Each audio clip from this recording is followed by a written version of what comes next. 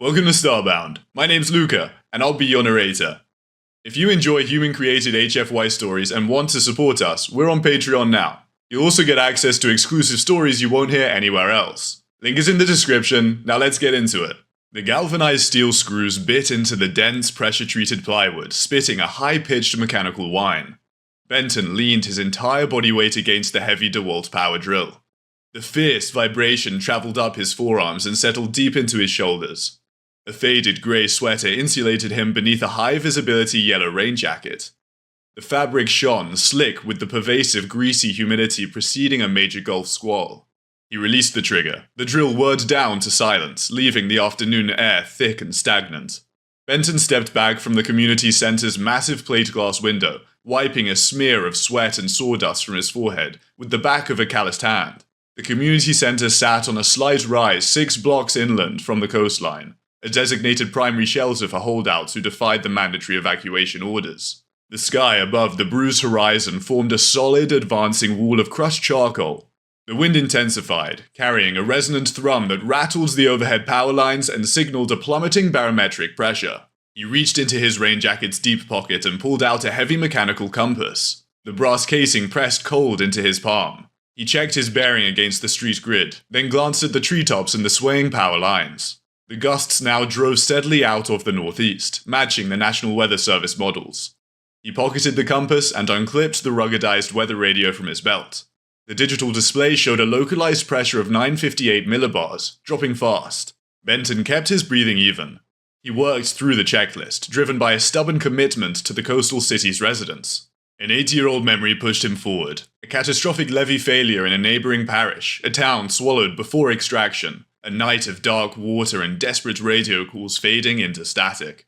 The memory fueled his current, relentless pace. He picked up another heavy sheet of plywood, aligning it over the final exposed pane of glass. He raised the drill. The ambient light shifted. Benton lowered the tool. The low-hanging overcast layer flared from above, flashing with a stuttering rhythmic burn entirely distinct from terrestrial lightning.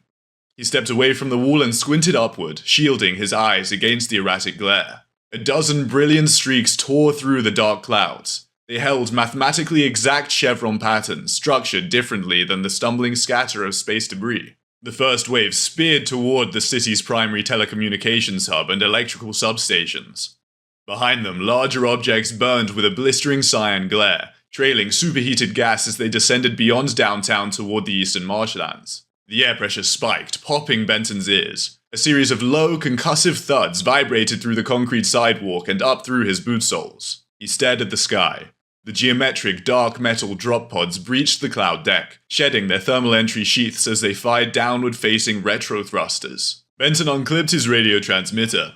"Tess, you seeing this?" "I'm seeing it," the radio crackled back, the signal layered with static. "And that definitely isn't the Federal Emergency Management Agency." High above the blue and green planet holding a powered station keeping orbit over the Gulf coastline, Soris stood upon her flagship's sterile command deck. She belonged to the highest military echelon of her species. Her physical form presented an imposing architecture of ocher-scaled, interlocking dermal plating layering over dense musculature. Pale blue thermal ridges tracked along her skull and down her articulated spine. These external organs required arid, strictly controlled atmospheric conditions to function. The life support systems maintained the deck at a constant 11% humidity, scrubbing particulate matter and neutralizing thermal variance. Soris clasped her talons behind her back. She studied the high-definition light table rendering dominating the deck's center. The display mapped the targeted human population center in glowing wireframe geometry. "Status on the Vanguard deployment," Soris commanded. Her vocalizations emerged as clipped, absolute statements translated instantly by the ship's internal systems into a low, resonant frequency. She enforced rigid tactical doctrine, demanding absolute certainty and immediate action from her subordinates. Nemeth, her primary sensor adjutant, stood at a secondary console, slightly below the elevator command dais. He possessed a smaller frame, his ocher plating thinner, his posture curled over the tactile interfaces required for data analysis. The delicate sensory barbells near his jawline vibrated, overstimulated by the torrent of data streams pouring in from the descending drop pods. "Deployment vectors are absolute. Fleet Sub-Commander," Nemeth reported, his claws tapping at a staccato rhythm across the tactile feedback interface. "The Vanguard bypassed the orbital debris fields." Targeted strikes on the copper wire communications infrastructure are commencing. The dense human population centers rely entirely on exposed electronic networks. Severing those hubs guarantees swift capitulation. Soris narrowed her primary ocular clusters, assessing the holographic map. I note a massive swirling atmospheric disturbance adjacent to the designated landing zone. The kinetic energy readings surpass standard atmospheric shifts. Nemeth magnified the projection section. A spiraling mass of vapor and pressure gradients bloomed over the landing coordinates. He adjusted his optical filters, clearing the swirling colors with a sharp clack of his jaw. It is a regional atmospheric anomaly, Commander, Nemeth stated. Standard planetary weather. Our infantry and mechanized units carry grade 5 impact shielding and localized thermal regulators. The native species routinely halts productive activity during these events. They seek shelter, giving us the opportunity to advance with full advantage. Soris processed the logic. The Imperial military doctrine dictated that native environmental factors proved inconsequential to advanced technological force. Proceed with the ground assault. Sever their communications. We will force their leadership to surrender before this planetary rotation concludes. She straightened her spine, her thermal ridges tracking the cool filtered air. The Imperial meritocracy rewarded absolute dominance. The native species below relied on soft, unarmored biology tethered to a chaotic biosphere. They would break and run before the Vanguard's organized march. Tess kicked the makeshift command post's heavy fire door wide open. The metal crashed against the cinder block wall. Ignoring the noise, she marched into the small fluorescent-lit room, clutching a heavily stained coffee mug in her left hand, and a rubber-encased radar tablet in her right. The rising humidity frizzed her dark hair, plastering damp ringlets to her forehead. She wore a heavy flannel shirt over a faded meteorological department t-shirt. As the regional broadcast center's lead weather tracker, she analyzed radar loops with an unbroken, rigid stare, calculating wind vectors while her coffee grew cold. Benton sat behind a folding plastic table at the room's center. A broad topographical map detailing the city and surrounding coastal marshlands covered the surface, weighed down at the corners by heavy flashlights and spare radio batteries. The alien landing pod struck the Earth, sending concussive thuds echoing through the concrete walls and rattling the loose ceiling tiles. Speaking over the extraterrestrial invasion's noise, Tess slammed the heavy tablet onto the surface directly over the city map center. You need to look at this, Tess demanded, tapping a chipped fingernail against the screen's reinforced glass. Benton leaned forward, resting his forearms on the table to examine the tablet. The screen displayed a massive swirling mass of deep purples, dark reds, and stark whites. The radar loop showed the system churning directly toward their coordinates.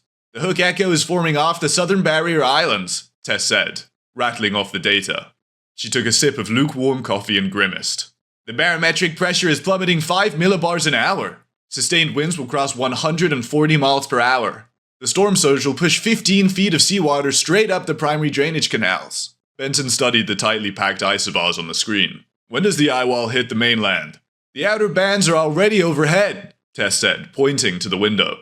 The primary squall line will hit the city's limits in less than 35 minutes. It's outrunning the models. Another heavy shockwave rattled the building. Dust drifted down from the acoustic ceiling tiles. And the visitors? Benton asked, maintaining his deliberate cadence. He approached the aliens as just another severe environmental hazard, treating the formalized threat assessments as secondary. They dropped into the eastern marshlands, Tess replied, tapping a secondary screen displaying raw seismic data and localized thermal blooms. Radar reads a heavy mechanized vanguard. They sit roughly 9 miles out from the downtown corridor. Marching straight down Highway 92 puts them in the city center in an hour. Benton looked from the alien landing coordinates to the incoming cyclone's massive purple swirl. He checked the distance against the wind speeds. They'll miss that timeline, Benton murmured. Tess took another sip of coffee. Why? Because, Benton said, tapping the purple Hook Echo on the radar. They landed in the low ground. The sky is about to drop the ocean on their heads. We need to secure the secondary storm doors. The Imperial Vanguard touched down in the dense marshlands bordering the city's eastern edge. The landing zones formed a mess of shattered cypress trees, smoking craters and boiling displaced water. Fleet Subcommander Soris's tactical doctrine demanded a rapid mechanized advance to secure the perimeter. The heavy Imperial armor deployed from the drop pods as scorched holds. The Class 9 lift tank showcased the Empire's engineering. Above their homeworld's sterile rocky canyons or the frozen, solid methane plains of previous conquests, the vehicles hovered over the terrain. They generated a localized gravitational displacement field that pushed against a planetary crust solid mass, allowing the heavy armor to glide over rough landscapes. The left tank drifted down the drop pod's deployment ramp, clearing the metal grating and moving out over the soil. The ground beneath the levitation field consisted of deep mud, decaying organic matter, and loose silt, heavily saturated by the rising storm tide. The displacement drive engaged. The lift engines whined, seeking a solid physical mass to push against. The downward thrust wave struck the waterlogged mud. The immense downward pressure shoved aside the liquid and the loose silt, carving a massive crater directly beneath the tank. The hover mechanism demanded solid ground for lift. Encountering liquid mud, it ground it out completely. The heavily armored tank sank, groaning under its own weight. The ochre-colored armor plating slipped deep into the thick, black mud. The vehicle settled onto its chassis, burying its primary directional thrusters in 5 feet of suctioning mud. Inside the vehicle, the pilot adjusted the power output, pushing the lift engines to the red line. The engines hit a deafening pitch. The mud bubbled and churned, baking into a brittle ceramic shell beneath the thrusters while the chassis locked firmly in place. Behind the lead transport, 3 more tanks rolled off the ramps and sank into the wetland's deep mud. Aboard the flagship, Nemet leaned closer to his telemetry screens, running the density scans 4 times. His jaw clicked. "Commander Soris, the mechanized advance has stalled. The planetary crust in the landing zone fails the structural density requirements for gravitational displacement." Soris narrowed her eyes. "Dirt immobilizes them. A saturated combination of soil and liquid H2O, Nemet said, gripping the edge of his console.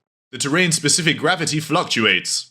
"Leave the heavy armor," Soris ordered. "Deploy the infantry detachments. They will advance on foot, engage their thermal regulators and cohesion boots. We will claim the zone man by man." The Imperial infantry detachments marched forwards, abandoning their sunken vehicles in the steaming swamp. They moved in the interlocking squad patterns, their sleek armor shedding the ambient moisture.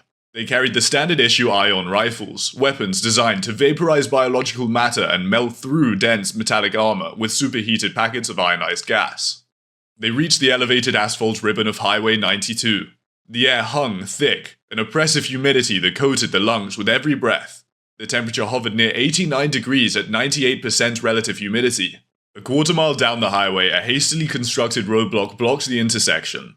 6 local sheriff's deputies crouched behind their cruisers' steel doors, aiming pump-action shotguns and hunting carbines. They gripped their weapons with white knuckles and stayed planted.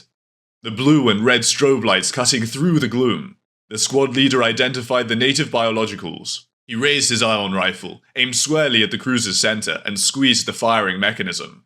The magnetic containment field in the rifle's barrel collapsed, accelerating a packet of superheated ionized gas from the muzzle at high velocity. The weapon's payload, burning at 9,000 degrees Celsius, slammed directly into the dense wall of suspended water droplets, choking the space between the soldier and the deputies. The interaction triggered a thermodynamic flash. The projectile's heat transferred into the suspended water along the shot's trajectory.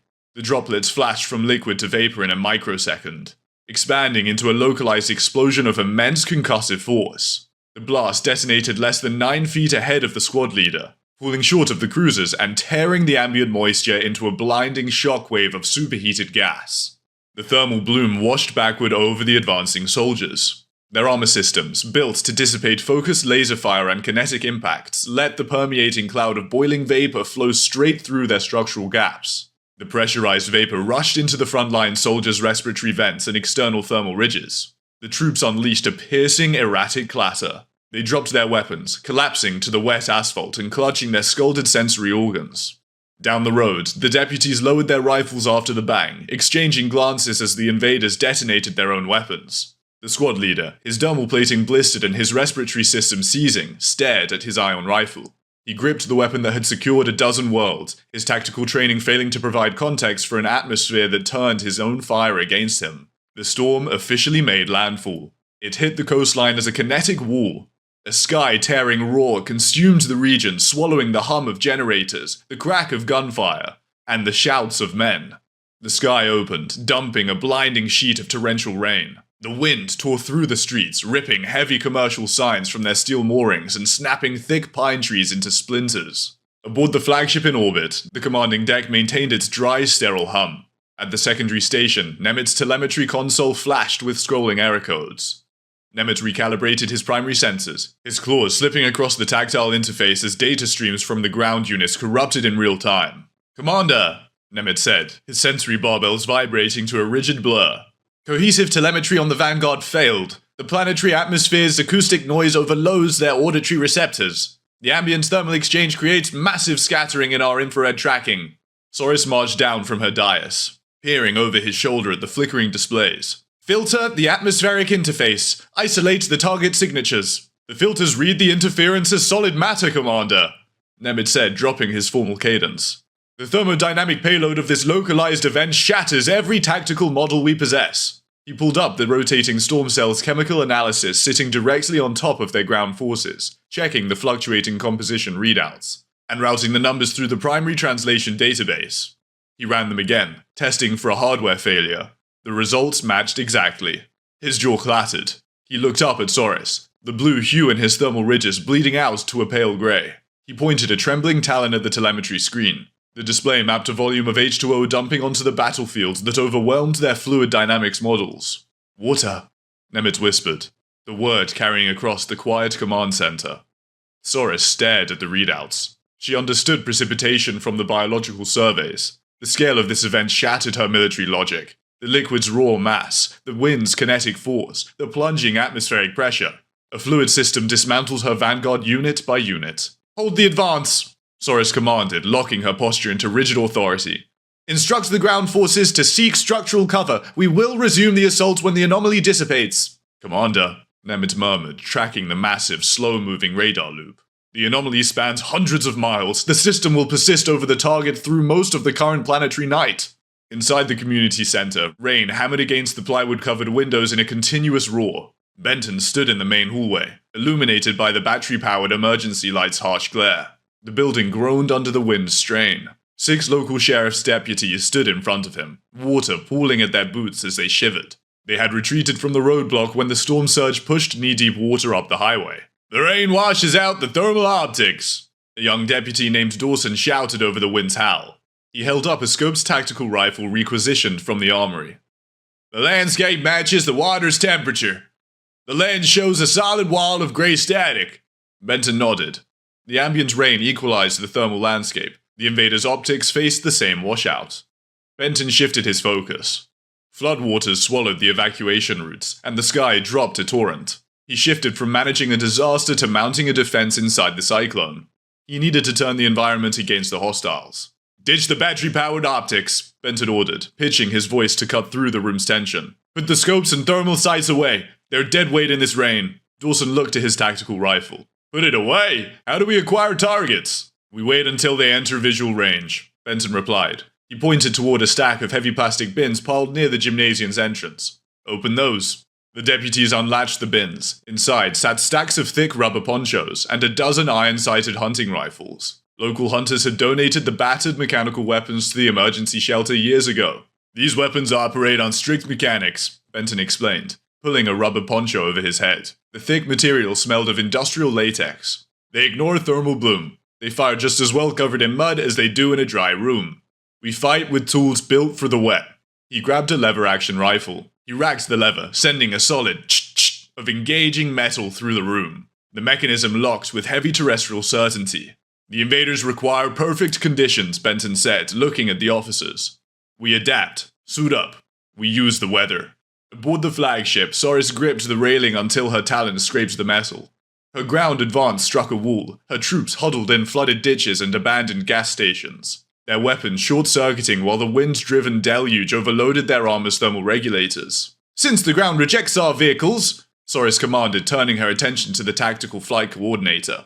We will secure the objective from the sky, deploy the close air support squadrons, target the human barricades, clear a path for the infantry. Compliance, Commander, the flight coordinator replied. From the flagship's secondary hangar bays, a squadron of 4 aerodynamic interceptors dropped out of orbit. They showcased razor-sharp edges and polished ochre armor, built for rapid strafing runs. They utilized immense thrust and agile maneuvering fins to dart through battlefields.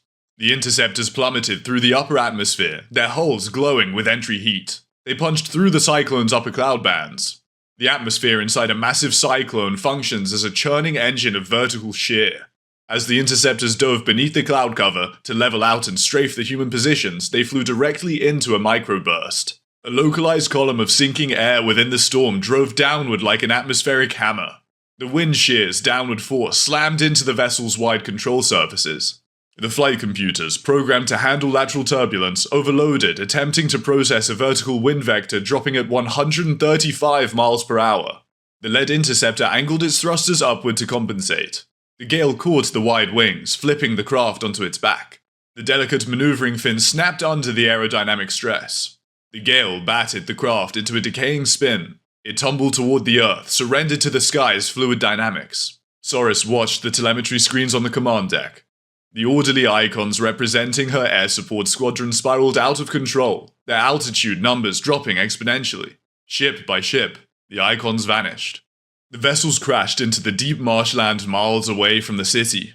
Their hulls shattered against the cypress trunks, their fuel cells detonating in muffled underwater explosions. The storm swatted them from the air.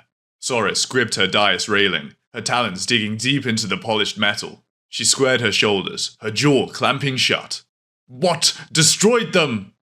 Identify the terrestrial defense batteries! Sensors recorded absolute silence from the defensive batteries commander. Nemeth whispered, staring at his screens with wide, unblinking optics. The weather destroyed them. Benton pushed his way through the community center security doors, stepping into the enclosed records room. Metal-filling cabinets lined the small space. The cinder block construction muffled the storm's roar down to a heavy, vibrating hum. Tess sat on a folding chair in the corner, turning the crank on an emergency radio to charge the receiver. The dim yellow light of a battery-powered lantern illuminated her face. Benton exhaled a long breath. He unzipped his wet rain jacket and dropped it to the linoleum floor. He rolled his shoulders, loosening the stiff muscles, and sat on a plastic stool opposite her. Tess released the crank. She lifted a battered stainless steel thermos from beside her chair, poured a steaming cup of black coffee into the plastic lid, and handed it across the gap. He took it with both hands, letting the lid's warmth seep into his cold palms. He drank the bitter, dark roast. The heavy metal doors sealed them away from the wind and the invasion, offering a brief sanctuary. "You look rough," Tess noted, wiping a smudge of dirt off her own cheek. "I've had better days," Benton admitted, staring into the dark liquid. "How are the pressure readings?" "Holding steady," Tess said, leaning back against the filing cabinet. "The eye wall will sit directly over the city for the next few hours. We settle in for a long night." She rubs the back of her neck. "I tracked down the telemetry of those drop pods before the grid went down." "And?" "The pods run advanced thermal shielding for re-entry," Tess said, letting a dry chuckle escape. "But their deployed armor left the lower chassis gaskets vulnerable to deep water immersion. Our visitors skipped the flood zone maps." Benton let out a short bark of laughter. The sound broke the tight grip on his lungs that had held since the first pod breached the clouds. Tess chuckled with him, the sound echoing in the small room. He passed the thermos back to her. She took a sip, leaving a coffee ring on the plastic lid before handing it back. The bitter coffee steadied his hands, resetting his focus for the night's next phase. Griggs navigated his custom-built recovery rig through the primary intersection's rising floodwaters. The tow tucks utilized a massive diesel-burning engine that chugged with a deep torque. The heavy mud tires, as tall as a man, chewed through the debris-filled water. Griggs stayed behind every hurricane season. He carried a wide frame with broad shoulders and thick forearms smeared in dark grease. He wore canvas coveralls and an oil-stained baseball cap pulled low over his eyes. He treated the extraterrestrial invasion as a severe disruption to his towing schedule. The water in the intersection rose fast as the storm surge backed up the drainage canals. The staccato crack of ion fire echoed down the avenue, illuminating the rain in harsh flashes of blue. Griggs tuned out the gunfire. He shifted the heavy manual transmission into neutral, setting the air brakes with a loud hiss. He opened the door and stepped out onto the running board, letting the rain soak his coveralls. He pulled a heavy pair of leatherwork gloves from his pocket. He reached behind the truck's cab and grabbed the primary winch's thick braided cable. 5 abandoned city transport buses sat parked along the intersection's elevated shoulder. Griggs waded waist-deep into the surging floodwaters. He ducked under the first bus's front bumper and locked the hook onto the solid steel crossmember. He splashed back to the truck, climbed into the cab, and engaged the power takeoff. The hydraulic winch whined, taking up the slack. The braided cable snapped taut. Griggs muttered over the steering wheel. "Come on, big girl. Time to move." He feathered the clutch. The diesel engine roared, black exhaust spewing from the vertical smokestacks. The tow truck strained, the tires gripping the submerged asphalt. Inch by inch, the city bus groaned and shifted. The tires dragged laterally across the pavement. Griggs maneuvered the truck, dragging the bus in a wide arc until it lay horizontally across the primary intersection, forming a blockade. He unhooked the cable, waded over to the second bus, and hooked the frame. He dragged the second vehicle, aligning it nose to tail with the first. He grabbed the third bus and pulled it to close the gap, constructing a continuous wall of heavy steel across the road. The floodwater's path immediately changed. The storm runoff hit the crude levee Griggs had constructed. The water backed up, surging against the buses, and redirected forcefully down the elevated commercial corridor. The avenue offered the final approach vector for the advancing infantry. Griggs sat in the cab of his truck, wiping the rain from his face with a greasy rag. The water level on the corridor rose, forming a fast-moving artificial river. He reached for the CB radio on his dashboard. He pressed the transmit button. "Benton, Griggs here. I finished the plumbing. The runoff rushes down the main street. What's the next play?" Fleet Subcommander Soros, monitoring the telemetry, saw the rising urban flooding mire her infantry. The currents slowed their advance, exposing them to kinetic fire from the human defenders. She activated her command override. "Deploy the cohesion fields, execute surface traverse protocols." The Imperial infantry boots featured localized cohesion emitters. The devices locked onto the existing surface tension at the waterline and reinforced it beneath each sole, creating a momentary rigid skin strong enough to bear their weight. That mechanism allowed the soldiers to step up and skim across the standing water. The heavy infantry activated their boots. The liquids beneath their feet hardened. They stepped up from the muck and balanced on the rushing muddy floodwaters. They initiated a gliding advance down the main avenue, skimming over the currents directly toward the community center. Their sleek armor deflected the heavy rain as they closed the distance. From the community center's second-story window, Benton watched through a pair of brass binoculars. The invaders rose from the flood, gliding over Griggs's artificial river. Benton lowered the binoculars. He traced their movement across the ripples. They stayed anchored to the surface tension. He keyed his radio, mapping out the chemistry. "Griggs," Benton said. "The hostiles project a field to walk on the water's top layer." They glide straight down the avenue. "I see 'em," Griggs answered on the radio. "Strutting right over the current." "That ends now," Benton said. "You parked next to the industrial supply depot on the corner of 4th and Main." "That's right. The brick building with the roll-up doors." "Break down those doors," Benton ordered. Inside sit pallets of commercial-grade chemical degreaser and concentrated industrial soap for the road equipment. Breach those barrels and dump every gallon directly into the floodwater. A low chuckle rumbled over the radio. "You want me to give them a bath, Benton?" "I want you to change the water's chemistry," Benton replied. "Break the surface tension. Do it now." Griggs slammed the tow truck into gear and drove through the supply depot's roll-up doors, buckling the metal tracks. He jumped from the cab, grabbed a heavy fire axe from his toolkit, and smashed open the 50-gallon plastic drums of neon green industrial degreaser and vicious soap. He kicked the drums onto their sides. Hundreds of gallons of thick surfactant spilled across the concrete floor, flowing out the shattered doors and dumping directly into the corridor's muddy floodwaters. The chemical mixture washed down the avenue, carried by the fast-moving current. The neon green degreaser and thick soap merged with the main body of water, severing the hydrogen bonds holding the water molecules together. The concentrated surfactant spread across the floodwater, aggressively eliminating the surface tension that provided resistance against solid objects. The Imperial heavy infantry advanced in a tight phalanx, their cohesion boots gliding over the floods. They crossed the final block toward the community center. The slick's leading edge reached their boots. The localized fields found no surface tension to grip. The liquid beneath them shifted from a supportive floor into a frothing pool. The squad leader's striding pace hit the degreaser. He slid backward, shooting entirely out of control and slamming into the current.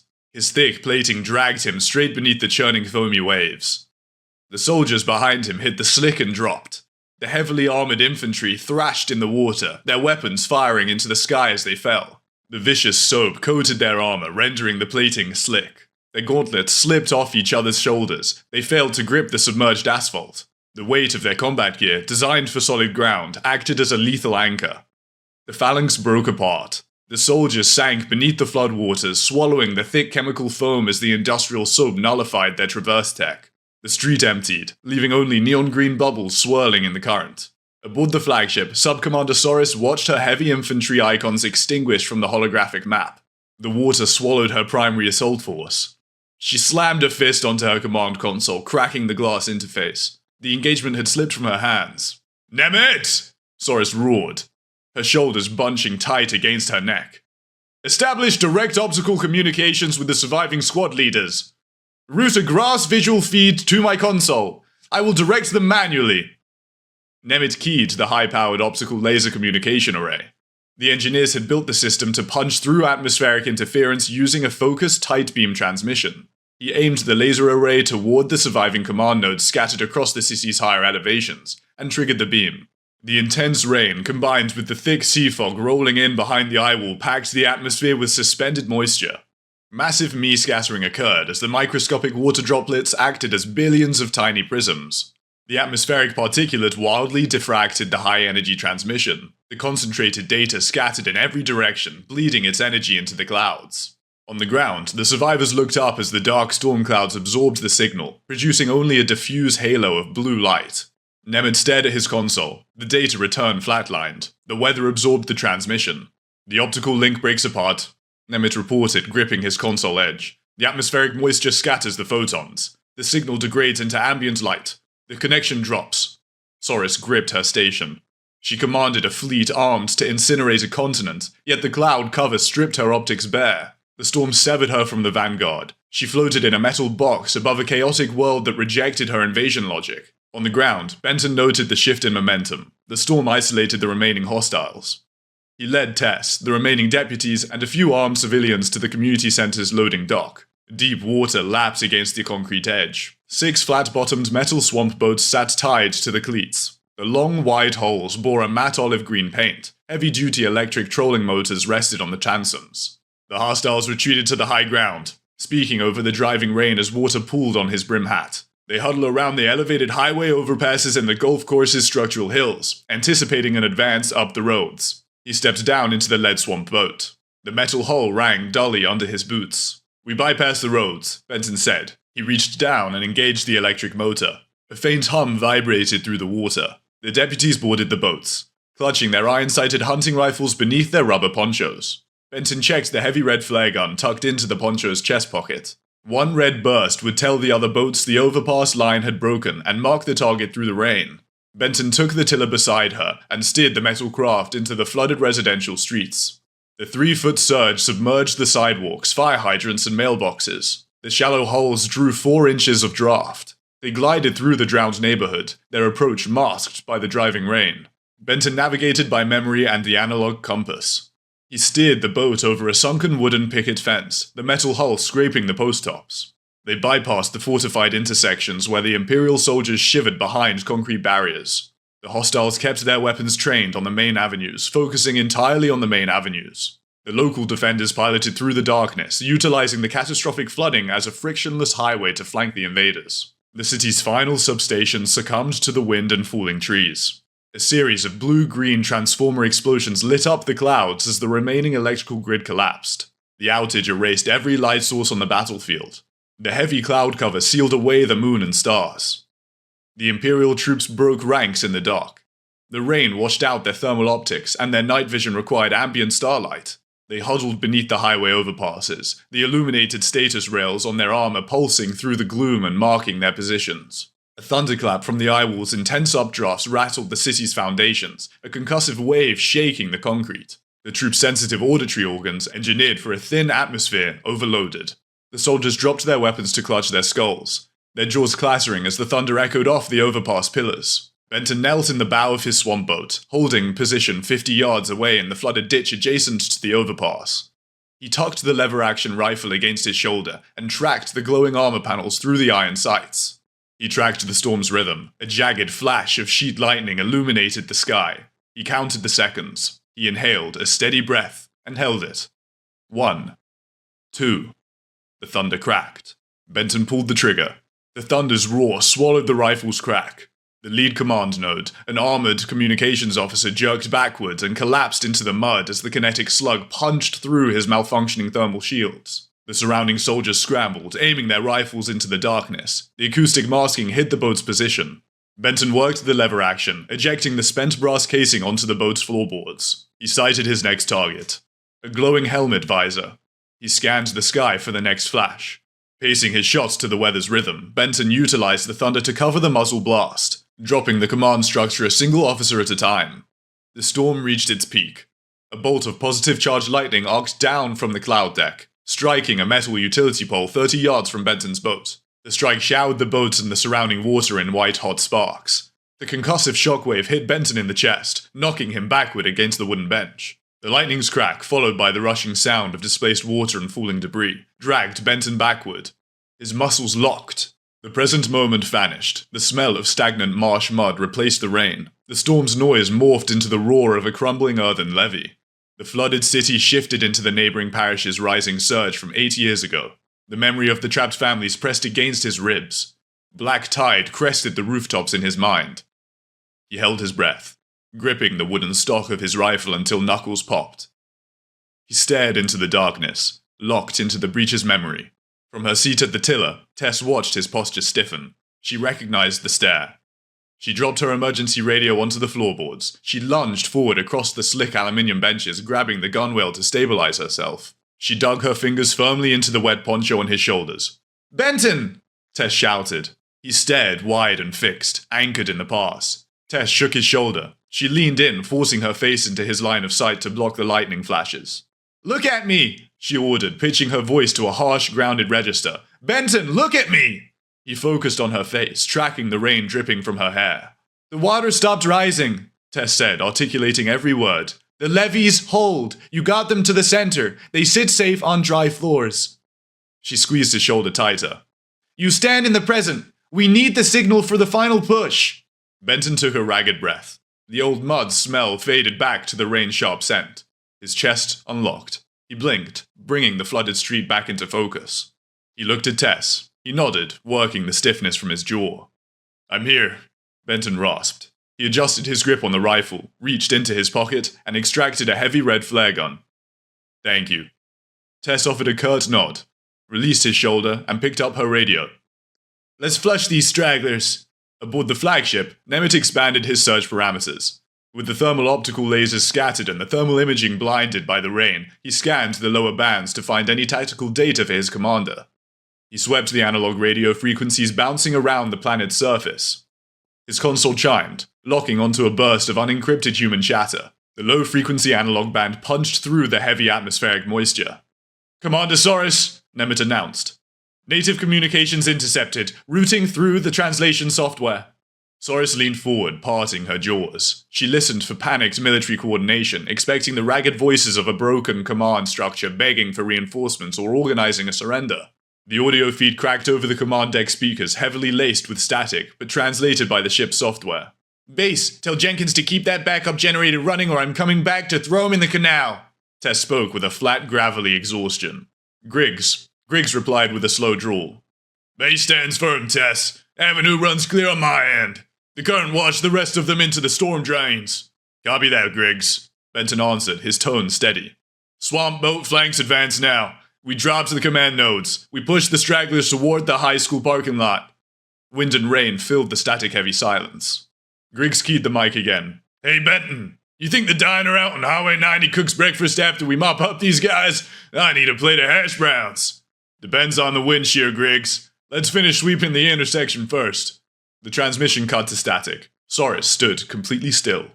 The native biologicals ignored the storm and the Imperial vanguard. They argued over electrical maintenance, utilized chemical cleaning agents as a weapon of disruption, and coordinated flanking maneuvers using crude watercraft. They debated breakfast logistics while slaughtering her elite forces. The audio confirmed a single tactical reality. The locals weaponized the catastrophic environment. The storm functioned as their shield and their spear. Soros turned away from the speakers. She stared at the holographic map dominating the deck center. The map updated based on Nemeth's limited telemetry. It showed the entire Imperial invasion corridor consumed by the Cyclone's massive bands. Her surviving troops as flickering icons clustered together, hemmed in by deep water and hidden local hunters. The Imperial doctrine of overwhelming force fractured against the telemetry data. Her military conquered worlds by asserting technological dominance over predictable variables. Here, the atmosphere ripped that structure apart. The native species possessed the audacity to build their cities directly in the path of these localized apocalypses. She looked down at Nemeth. The smaller adjutant trembled. his sensory barbels hanging slack against his jaw. These creatures lived inside their world's violence. They coexisted with the crushing pressure and the floods, utilizing the Death World weather against outsiders. Soris stepped closer to the storm-swirling projection. "You knew this was coming," she murmured, tracing the barometric pressure readouts. "You tracked this atmospheric anomaly, and you stayed." The tactical mindset defied her logic, anticipating destruction, calculating its exact trajectory, boarding up the windows and holding ground. That level of territoriality rendered the Imperial invasion moot. Soris initiated the final command protocol. The locals dismantled her technologically superior force. The tactical doctrines provided no defense against an enemy utilizing the sky as an accomplice. The mud, the water, and the shotguns would grind her elite vanguard into the sediment. She shelved the Imperial military protocols and bypassed the meritocracy's rules of engagement. Survival superseded pride. She stepped up to the primary communications console, shoving Nemeth aside. "Override the encrypted command channels," Soris ordered. "The moisture blocks them. Route my voice through the analog, unencrypted local radio frequencies, broad spectrum, maximum output." Nemeth keyed the commands, his claws clicking over the tactile interface. "Routing now, Commander." Soris leaned into the audio pickup. She dropped the formal cadence, raising her pitch to cut through the static. "All surviving Imperial units, this is Fleet Sub-Commander Soris. The operational theater presents lethal environmental hostility. Abandon all primary objectives. I override the invasion protocol. Retreat to the drop pods and launch immediately." The broadcast blasted across the static-laced radio bands, echoing through the olive-drab emergency radios in Tess's hands, and over the CB unit in Griggs's tow truck. In the flooded streets, the surviving soldiers heard the command. The organized retreat dictated by the manuals dissolved into a scramble for the extraction point. The troops ran through the thigh-deep water, dropping their waterlogged iron rifles and unlatching their heavy armor plating to cut weight. They splashed toward the eastern marshlands, their armor status lights strobing rapidly as they fled the local hunters in the crushing rain. The invasion collapsed into a rout. The remaining landers resting above the marsh mud fired their emergency extraction engines. They bypassed standard ascent protocols, executing an immediate vertical launch toward orbit. The scorched thrusters ignited, boiling the floodwaters beneath them into clouds of white vapor. Benton stood in the bow of his swamp boat near the city limits, watching the thrusters' glow illuminate the dark marsh. He raised the heavy red flare gun, preparing to launch a phosphorus round to illuminate the retreating ships for a final volley from the deputies. He aimed the barrel toward the sky. Next, he lowered his arm. He let the flare gun rest against his thigh, watching the sky work. The fleeing landers punched upward, driving into the thick cloud cover. They hit the cyclone's eyewall updrafts. The wind shear caught the wide vessels. The kinetic energy's volume slammed into the hulls. The updrafts battered the heavy vessels off their vectors. The ships spun, their stabilizing thrusters firing late as they surrendered to the storm's fluid dynamics. Benton watched a gust throw a ship sideways. The hull tumbled before the pilot overcorrected the trajectory. They blasted through the stratosphere in a ragged retreat battered by the Earth's atmosphere. They arrived as conquerors and launched as scattered debris. Benton lowered his chin. He turned away from the sky and began the long way back toward the community center. The hostiles fled, letting the storm finish its work. Hours later, the wind softened. The roar that consumed the city faded into a steady breeze. The morning sun broke through the dissipating clouds, casting a warm light over the flooded landscape. Benton waded through the knee-deep water covering Main Street. His rubber poncho hung torn and stained with mud. His boots dragged across the submerged asphalt. Muscle fatigue burned in his calves and shoulders. He kept his shoulders back, pulling deep drafts of rain-washed air. The storm cleared the gunpowder and smoke, leaving the scent of wet pine and damp asphalt. He stepped over a submerged tree branch. Beside it lay the half-buried remnants of an Imperial ion rifle. Its casing cracked, its inner workings packed solid with water and silt. The weapon lay inert in the daylight, an engineered tool dismantled by the local weather. He stepped past it, logging it as just another piece of debris to sweep up later. He looked down the avenue. The water receded, flowing at a crawl toward the drainage canals. The storm left a mark. Power lines draped across the sidewalks. Wind-stripped shingles and splintered oak trees littered the lawns. The houses stood firm. The residents held their ground. Benton adjusted his grip on his analog compass, thumbing the solid brass. The community utilized their stubborn capacity to live in a place that regularly tried to drown them, turning that hostility into a shield. He pocketed the instrument and watched his neighbors emerge. Benton walked up the community center's concrete steps. The plywood over the windows bore deep scars from the flying debris, but the panels held firm. He pushed open the front door. Morning sunlight streamed through the open doorway, replacing the dead emergency lights. Tess and Griggs moved between the entry hall and the front porch, engaging in the quiet routine of recovery. Griggs pushed a wide broom across the porch, sweeping shattered glass and wet leaves away from the threshold. The bristle's rhythmic scritch-scratch echoed against the cinder blocks. Tess stood just inside near the folding table, wiping down the damp topographical maps with a rag. Griggs paused his sweeping as Benton walked in. The mechanic reached into his coveralls, extracted a crushed powdered sugar donut wrapped in a napkin, and handed it to Benton along with a dry cotton towel. "The highway dinner took a tree through the roof," Griggs drawled, leaning on the handle of his broom. "But the corner store generator runs fine." "Appreciate it, Briggs," Benton said. He took the towel, wiping the gritty mud from his face and neck. He bit into the crushed donut, chewing the sweet, starchy dough. Tess walked over, carrying a battery-powered radio. She set it on the table. She had tuned the dial away from the emergency frequencies, finding a static-laced jazz station broadcasting from a neighboring city. The notes of a saxophone filled the room, replacing the night's mechanical noise. They leaned against the porch railing, listening to the music. Outside, the neighborhood stirred. Residents wearing heavy boots and carrying chainsaws waded out of their homes. They kept their eyes on the fallen trees, nodding to each other and starting two-stroke engines to begin the work of clearing their city. Benton finished his donut, watching Griggs toss a piece of Imperial armor plating into a rusted dumpster. He glanced at Tess, who hummed along to the jazz radio while holding a fresh mug of coffee. They had outlasted the sky and the invaders, and now they went back to work.